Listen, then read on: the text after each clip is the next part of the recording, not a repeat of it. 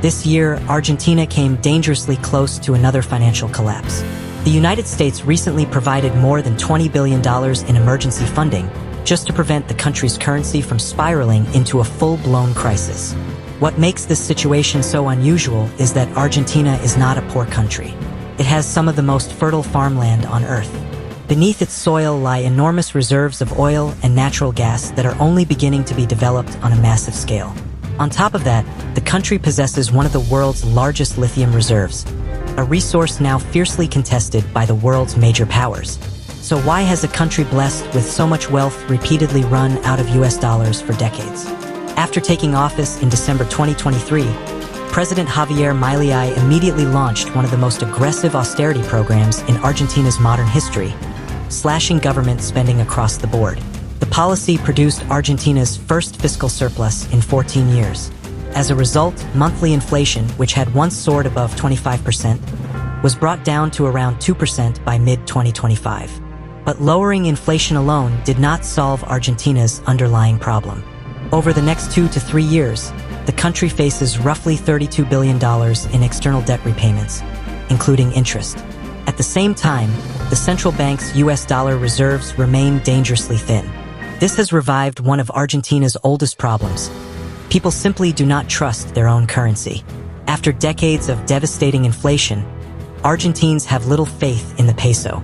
Every payday, many people immediately exchange their salaries for US dollars. Worse still, instead of keeping those dollars in local banks, many choose to store cash at home, literally hidden under mattresses.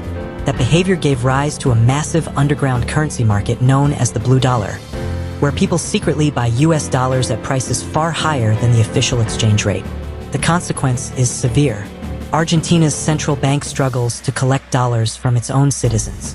Even a minor political rumor can trigger panic, causing people to hold onto their dollars rather than sell them through official channels.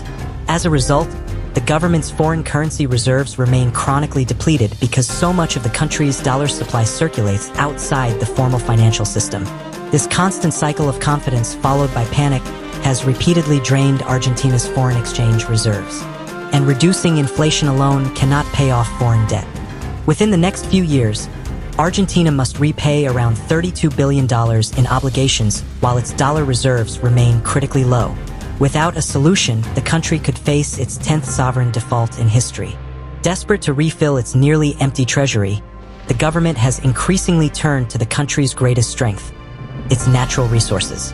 The Pampas has long served as the heart of Argentina's agriculture and livestock industry.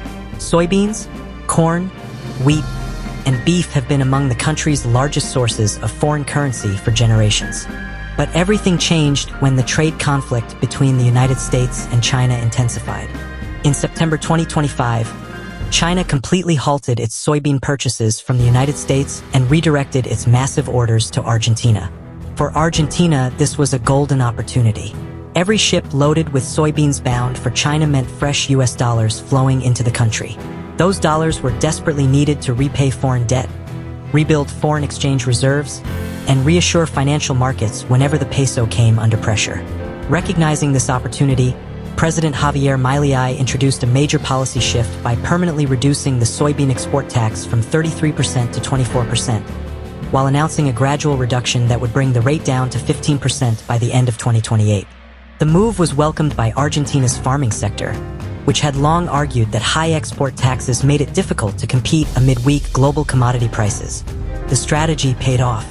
China's soybean imports from Argentina surged by more than 90%, turning the Pampas into a temporary lifeline for the country's economy. The fertile plains were no longer just feeding the world, they were supplying Argentina with the US dollars it desperately needed to survive. The surge in exports also triggered strong protests from American farmers. Many felt they had been abandoned, watching China shift its purchases to Argentina while the US government was simultaneously providing billions of dollars in emergency financial assistance to help stabilize Argentina's economy. To many of them, it seemed as though American taxpayers were indirectly helping finance a competitor that was taking over one of their largest export markets. For Argentina, however, the global trade dispute became an unexpected blessing. The fertile Pampas once again acted as the country's economic lifeline, generating the dollars needed to keep the financial system afloat. Yet agriculture alone would never be enough. The country's greatest hope for the future lay thousands of kilometers to the south, beneath the remote landscapes of Patagonia. If farming could not generate enough dollars, Argentina had another opportunity waiting underground. Hidden beneath Patagonia lies Vaca Muerta, one of the largest unconventional oil and natural gas reserves on Earth, trapped deep inside layers of shale rock.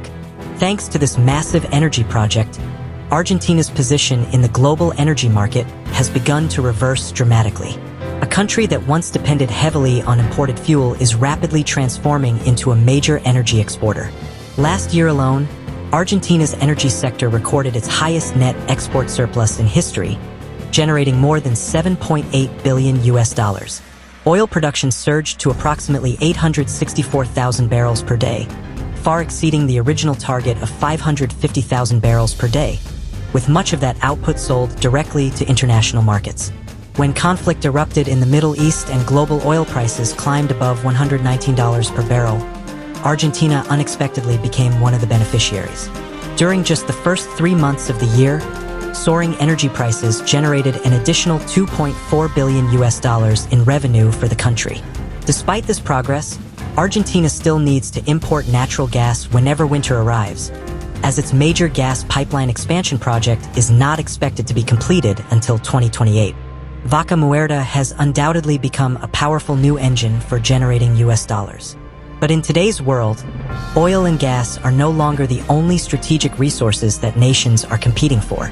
The global race has expanded to include the critical minerals needed to power the batteries of the future. After oil, Argentina is now betting that lithium will become its next major source of foreign currency. After oil, Argentina is now hoping that lithium will become its next major engine for earning US dollars. The country sits within the lithium triangle, a region that contains one of the world's largest concentrations of lithium reserves, a critical raw material for electric vehicle batteries and the global clean energy transition. To attract foreign investment, the government introduced a new legal framework known as the RIGI incentive program.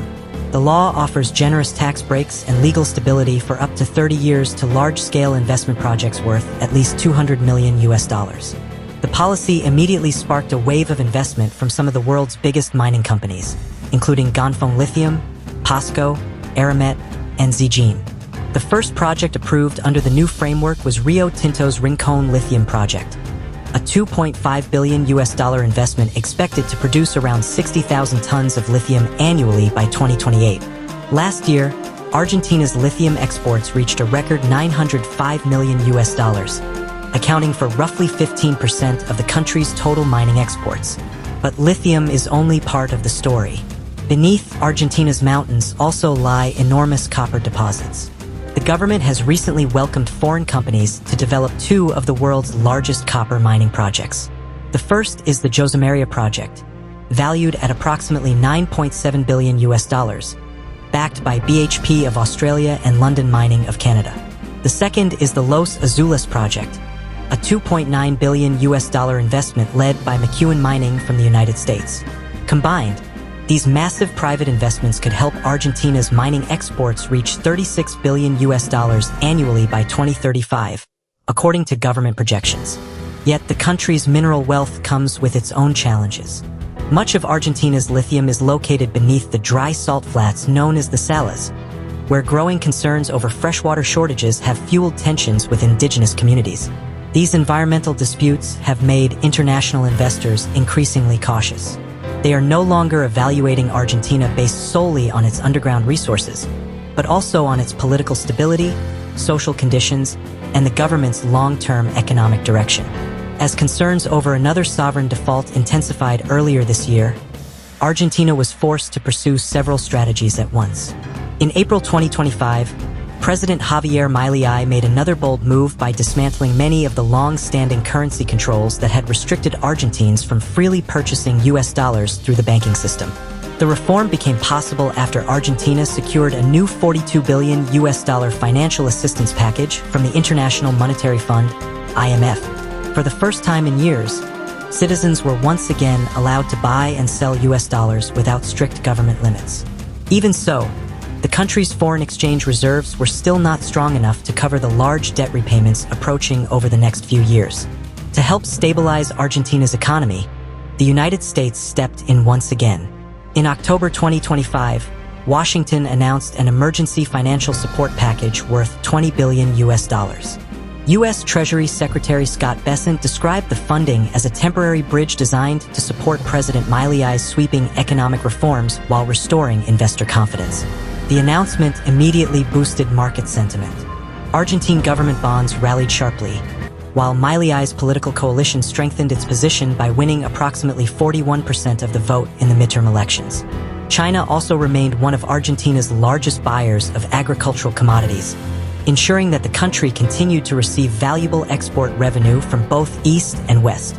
Yet even as foreign capital flowed into the country, an old geopolitical dispute was beginning to resurface in the South Atlantic. In December 2025, a consortium of British and Israeli energy companies announced a $2.1 billion investment to develop offshore oil fields around the Falkland Islands, known in Argentina as the Malvinas.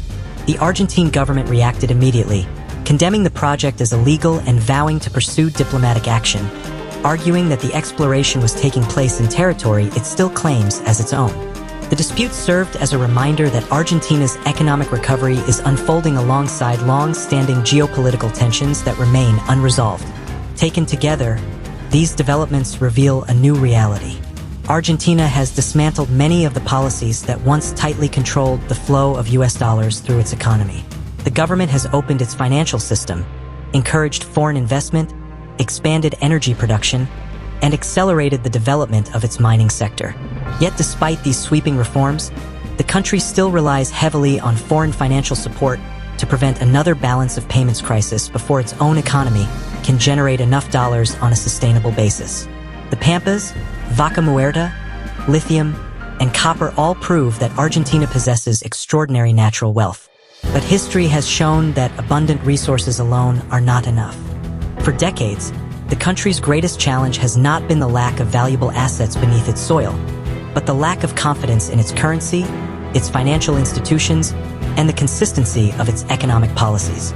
Those are resources that cannot simply be mined from the ground. President Javier Milei's reforms have undoubtedly opened a new chapter after years of capital controls and decades of chronic budget deficits. Whether these reforms will finally break Argentina's long cycle of financial crises remains uncertain. For now, the answer is still being written, and the rest of the world is watching closely, with its money, its investments, and its confidence riding on Argentina's future.